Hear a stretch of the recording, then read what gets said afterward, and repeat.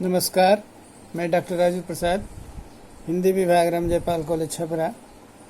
आज मैं स्नातक हिंदी साहित्य प्रतिष्ठा के छात्रों के लिए प्रेमचंद रचित उपन्यास कर्मभूमि के समस्या मूलक होने पर अपने विचार प्रकट कर रहा हूँ।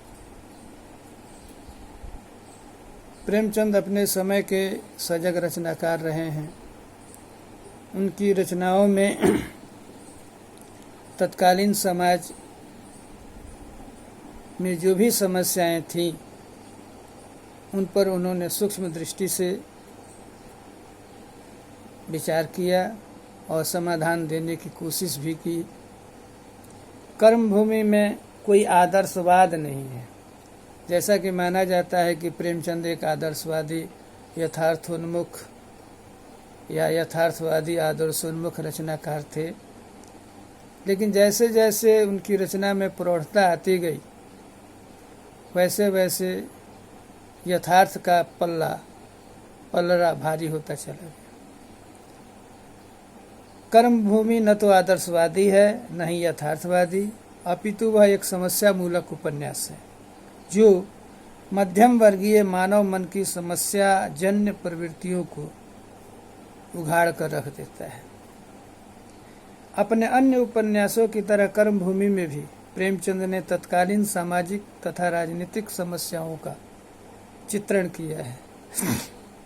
इसका प्रारंभ ही आधुनिक शिक्षा प्रणाली की आलोचना से होता है और अंत किसानों की शोषित दशा के कमेटीवाद के हल के द्वारा। नगर और ग्राम की सामाजिक, आर्थिक और धार्मिक प्रवृत्तियों के चित्रांकन में प्रेमचंद ने अपने समसामयिक युग का चित्र खींचा है। धर्म का जोर शहर और गांव दोनों पर है, लेकिन शहर की अपेक्षा गांव पर उसका कुप्रभाव अधिक है। शिक्षा की समस्या। हमारे स्कूलों और कॉलेजों में जिस तत्परता से फीस वसूल की जाती है, वह शायद मालगुजारी भी उतनी सख्ती से नहीं वसूल की जाती। यह पहली टिप्पणी है। कर्मभूमि उपन्यास के शुरुआती पन्ने पर ही यह टिप्पणी सामने आती है। बड़े कठोर नियम हैं। ऐसे कठोर नियमों का उद्देश्य इसके सिवा और क्या हो सकता कि गरीबों के लड़के स्कूल छोड़कर भाग जाएं। वहीं हृदयहीन दफ्तरी शासन जो अन्य विभागों में है, हमारे शिक्षालयों में भी है, वह किसी से रियायत नहीं करता। हमारे शिक्षालयों में नरमी को घुसने नहीं दिया जाता। वहाँ अस्थायी रूप से मार्शल लॉ सा व्यवहार होता है। कचहरियों में पैसे का राज है। यहाँ सबसे कहीं कठोर, कहीं निर्दय। देर से आ जाओ तो जुर्माना, किताबें नहीं खरीद सको तो जुर्माना, कोई जुर्म हो जाए तो जुर्माना। शिक्षालय क्या है, जुर्मानालय है। यह व्यंग कुछ अंशों में आज भी सत्य है। यही हमारी पश्चिमी शिक्षा का आदर्श है, जिसकी तारीफों के पुल बांधे जाते हैं। यदि ऐसे शिक्षालयों से पैसे पर जान देने वाले, पैसे के लिए गरीबों का गला घोटने वाले, पैसे के लिए अपनी आत्मा को बेच देने वाले छात्र निकलते हैं, तो आश्चर्य क्या है। शिक्षा नीति भी अर्थ लाभ की दृष्टि से निर्धारित है। प्रेमचंद शिक्षा के प्राचीन आदर्श को लेकर चलना चाहते हैं। जिस शिक्षा प्रणाली की इतनी बुराई की गई है, उसके ही तो उपज सलीम, शांति कुमार और अमरकांत हैं, जो जन नेतृत्व का दावा करते हैं और कर रहे हैं।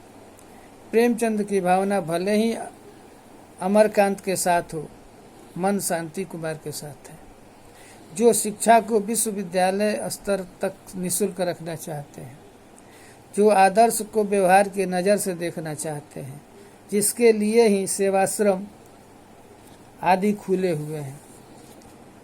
दूसरी समस्या यहाँ कर्मभूमि में प्राप्त होती है, वो है पारिवारिक जीवन की समस्या। सामाजिक प्रवृत्तियों के मूल में पारिवारिक जीवन की समस्या मुख्य सामाजिक समस्या है।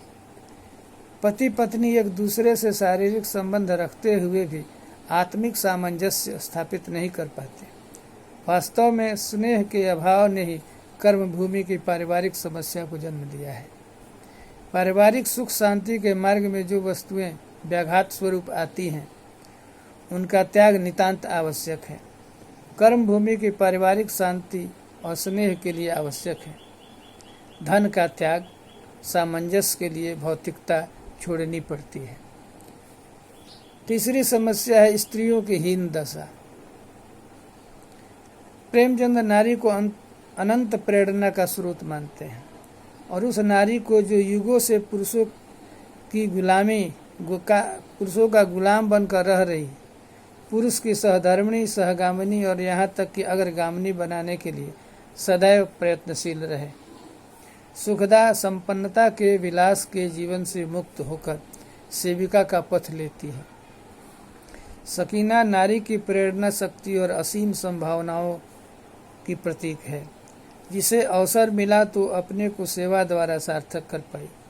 नैना भारतीय नारीत्व के गौरव को सुरक्षित रखते हुए स्वयं को समाज पर न्यौछावर कर देती है। कर्म भूमि में मुन्नी की हीन दशा का वर्णन है, जो स्वयं निरपराध और दोषहीन होने पर भी समाज की दृष्टि में गिर जाती है। जनता से सम्मान और आदर पाकर भी उसकी संस्कार से भावना अमिट रही कि वह भ्रष्ट और पतित नारी है, जिसकी छाया भी पति और पुत्र पर नहीं पड़नी चाहिए।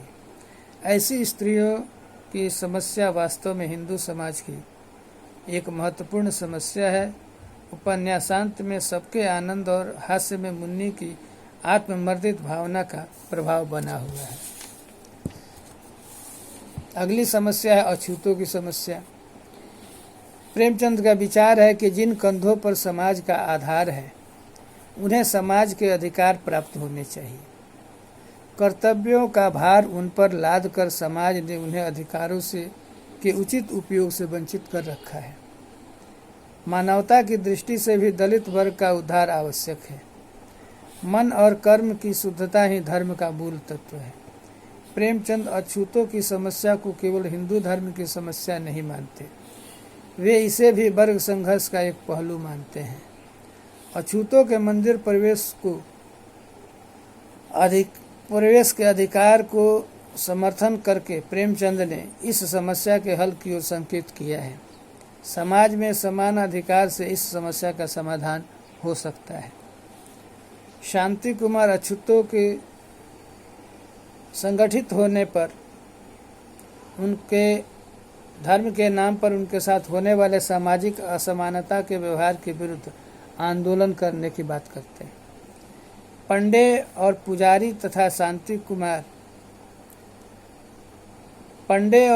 तथा शांति सुरक्षा का ढोंग रचने वाले सरकार के अमले एक ओर हैं और दूसरी ओर निहत्थी जनता है। एक के पास पशुबल है तो दूसरे के पास आत्मबल है। पशुबल दमन का आश्रय लेता है। अनेक अहिंसक वीर सपूत अपनी जान आन पर बलिदान हो जाते हैं। अंततः अंत्यजों के आत्मविश्वास, दृढ़ता और संकल्प शक्ति के सम्मुख पशुबल परास्त होता है और आत्मबल विजयी होता है। जो हिंदू समाज कुछ समय पहले इन अछूतों से घृणा करता था, वही अब उनके बलिदानी वीरों की अर्थियों पर फूल की वर्षा कर रहा था। ब्रह्मचारी आज फिर विराजमान हो गए थे और जितनी दक्षिणा आज उन्हें मिली उतनी शायद उम्र भर न मिली होगी। किंतु ऊंची जाति वाले तथा कथित कुलीनों के मन में ईर्ष्या एवं द्वेष बाकी था। वे अब भी मंदिरों में देह बचाकर आते और नाक सिकोड़े हुए कतरा कर निकल जाते। धर्म की समस्या। प्रेमचंद कभी मंदिरों मस्जिदों में अवस्थित धर्म की उपासना नहीं करते, अपितु सदैव उसकी अवहेलना करते हैं। समाज में प्रचलित धर्म पाखंडपूर्ण है, जिसमें धर्म के सामाजिक रूप की अवहेलना की जाती है। उसका व्यवहारिक रूप पाखंडियों को आश्रय देता है। मठाधीश के रूप में महंत आसाराम गिरी की प्रेमचंद पर्याप्त खिल्ली उड़ाते हैं। जो सोने की कुर्सी पर बैठता है, मखमल की सेज बिछती है, उसके दर्शनों के लिए बहुतों को उसके दर्शनों के लिए बहुत कोशिश करनी पड़ती है। दर्शन भी हो जाए तो बात के लिए अवकाश नहीं है। एक ओर जनता भूख से मरी जा रही है, खाने को पेड़ों के पत्ते तक बाकी नहीं रहे, और दूसरी ओर यहाँ ठाकुर जी के नाम पर कितना अपव्यय हो रहा है। गुदड़ जो एक पात्र है वह कहता है, यहाँ जब देखो भगवान की आरती हो रही है और हम भीतर भी नहीं जा सकते। यहाँ तक कि पंडे पुजारियों का चरित्र सुनो तो दांतों तले उंगली दबा लो, पर वे यहाँ के मालिक हैं और हम भीतर कदम भी नहीं रख सकते। यही नहीं, ठाकुर द्वारे में कोई न कोई उत्सव होता ही रहता है। कभी ठाकुर जी का जन्म है, कभी ब्याह है, कभी यज्ञोपवीत है, कभी झूला है, कभी जल विहार है।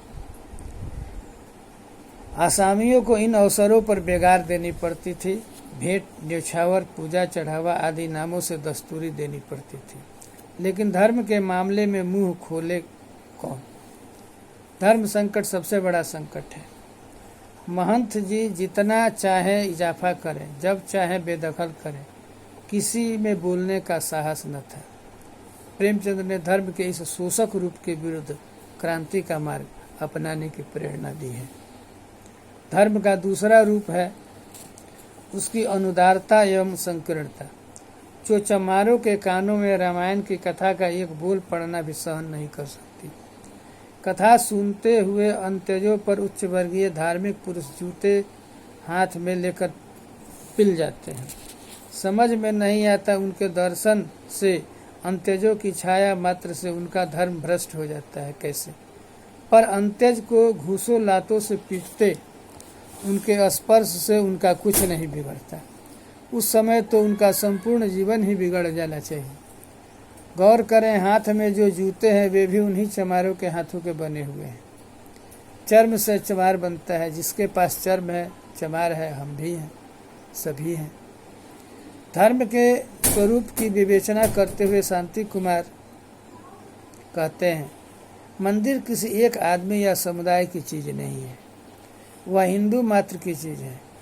धर्म हमें जान से प्यारा होता है। धर्म रक्षा सदैव प्राणों से हुई है और प्राणों से होगी। हमारा ईश्वर किसी एक की संपत्ति नहीं है और जो संदूक में बंद करके जिसे रखा जाए। शांति कुमार फिर कहते हैं, ठाकुर जी का द्रोही मैं नहीं हूँ, द्रोही वे हैं जो उनके भक्तों को उनकी पूजा नहीं करने देते। क्या ये लोग हिंदू संस्कारों को नहीं मानते? फिर आपने मंदिर का द्वार बंद क्यों कर रखा है? गांव की दरिद्रता की समस्या। यद्यपि कर्म भूमि में ग्रामीण समाज तथा व्यवस्था का चित्रण अधिक नहीं है, पर जितना भी है उसी में ग्रामीणों की दुर्व्यवस्था तथा विपत्ति में जीवन का भली प्रकार बोध हो जाता है। देहातों की दशा को देखकर अमर कहता है, मैंने कभी अनुमान नहीं किया था कि हमारे कृषकों की दशा इतनी दयनीय होगी। तालाब के किनारे मलाह रहते हैं, उनके पास लोहे के एक दो बर्तनों के अतिरिक्त कुछ न था। किसी घर में अनाज के मटके तक न थे। किसान 6 महीने से रोग शैया पर पड़ा है और दवा के लिए पैसे नहीं है। इसी दशा में उसके नाम सम्मान आता है, उसकी डिग्री हो जाती है और सारा घर बार नीलाम हो जाता है। इसके बाद भी अपना बाकी उगाहने के लिए महाजन और उसके अमले उसके जर्जर शरीर से रक्त की आखिरी बूंद तक निचोड़ने के लिए आ खड़े होते हैं। सलीम के निरीक्षण एवं दौरे का वर्णन करते हुए प्रेमचंद लिखते हैं, हर गांव का दौरा करके सलीम को मालूम हुआ कि उनकी दशा उससे कहीं हीन है जितनी वह समझ बैठा था। पैदावार का मूल्य लागत और लगान में ही से कहीं कम था। खाने कपड़े की भी गुंजाइश न थी, दूसरे खर्चे का क्या जिक्र। ऐसा कोई बिरला ही किसान था जिसका सिर ऋण के नीचे दबा न हो। कितना अन्याय है कि जो बेचारे रोटियों के मोहताज हो, जिनके पास तन ढकने को केवल चिथड़े हो, जो बीमारी में एक पैसे की दवा भी न कर सकते हो, जिनके पैरों में दीपक भी, जिनके घरों में दीपक भी न जलते हो, उनसे पूरा लगान वसूल किया जाए। जिनके लड़के 5-6 वर्ष की उम्र में ही मजदूरी करने लगे, जो ईंधन के लिए हाट में गोबर चुनते फिरे, उनसे पूरा लगान वसूल करना मानो उनके मुंह से रोटी का टुकड़ा छीन लेना है, उनकी रक्तहीन देह से खून चूसना है। जमींदार तथा अधिकारी, पुलिस, सभी ग्रामीण का शोषण करते हैं, जिनकी दमन नीति के फलस्वरूप गांव के गांव उजड़ जाते हैं और असहाय कृषक मुंह देखते रह जाते हैं। कर्मभूमि में वर्णित सभी प्रायः गांधी युगीन समस्याएं हैं। गांधी युग की समस्याओं को उठाकर प्रेमचंद ने तत्कालीन समाज का चित्रांकन किया है। प्रेमचंद जी ने रचनात्मक कार्य की ओर विशेष आग्रह दिखाया है। हड़तालों की समस्या उठाकर प्रेमचंद ने क्रांति एवं आंदोलन की समस्या को उठाया है और उसका हल अंत में गांधीवादी अहिंसा मूलक सत्याग्रह और समझौतावाद में देखा है। कर्मभूमि एक समस्या मूलक उपन्यास है और इसमें अभिव्यक्त वे ही समस्याएं हैं जो गांधी जी के राजनीतिक आंदोलन के समय देश में व्याप्त थी। लेखक ने एतदर्थ उनका समाधान भी गांधीवादी दृष्टिकोण से ही खोजा है। इस तरह हम पाते हैं कि प्रेमचंद रचित कर्मभूमि उपन्यास में एक से बढ़कर एक समस्याएं हैं। उन समस्याओं का अपने स्तर से प्रेमचंद ने समाधान खोजने की कोशिश भी की है। धन्यवाद।